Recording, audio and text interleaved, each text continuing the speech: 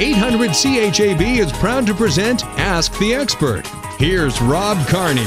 With Greg Marcyniuk from Heritage Insurance. And Greg, hey, times are good in Saskatchewan, and more and more people are buying more and more toys, including boats, sir. And I think maybe we should talk about boats and boating etiquette. A lot of people are out there, they haven't been on the water ever before, or they've taken the course, which again, you do have to have your course and be certified as a boat operator.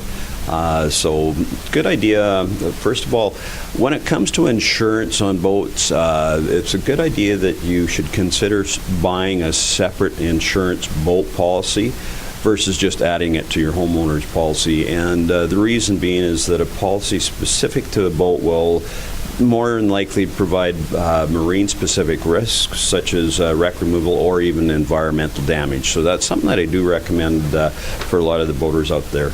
Always be aware of the other vessels around you, and when passing a slower vessel, do so with as much space and depth considerations and depth conditions that you can allow. And when you're being overtaken, slow your speed to accommodate the vessel. Remember, it's your responsibility for your own wake and any damage that you may cause by it. Anchoring, always enter slowly when anchoring, and be mindful of your wake. And don't get too close to other anchored boats, and determine your swing radius to avoid tangle lines. And once anchored, keep noise levels to a minimum, as sound does carry over the water, and a lot of people, I don't think, realize that. Docking, when you're stopping for fuel, be conscious of other vessels that are there waiting to fuel up. And once you're actually fueled up, move along and let the next vessel in. And you can help and assist others when they come in to dock.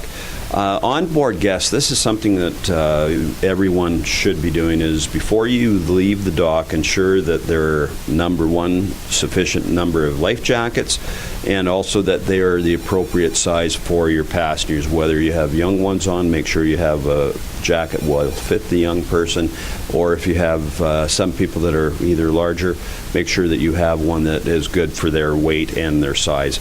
Also, familiarize your passengers with safety and emergency procedures, and remind your guests to wear proper clothing so that you can go out and you can enjoy the boat ride. So these are just a few tips that people just be a little courteous of others and be aware of your surroundings while you're out there. And the RCMP will tell you that ignorance is not an excuse, and for some reason people just think it's okay to grab a bunch of beers and jump on a boat, but it's not okay to do that. Drinking and driving laws apply on the water just like they do on the road, sir. They certainly do. I know that the RCMP have been actively pursuing people out in the Buffalo Pound area and other lakes, and if you are over 0.8, it's the same as driving a vehicle. So beware out there, go out, enjoy, have fun pulling the kids around on the tube and the water skis, because that's what it's there for. But again, just be safe out there. Safety tips are available online on your website. NoHassleInsurance.ca, or come on down to the corner of Fairford and First Northwest and talk to any of our fine people down here. This has been Ask the Expert on 800 CHAB.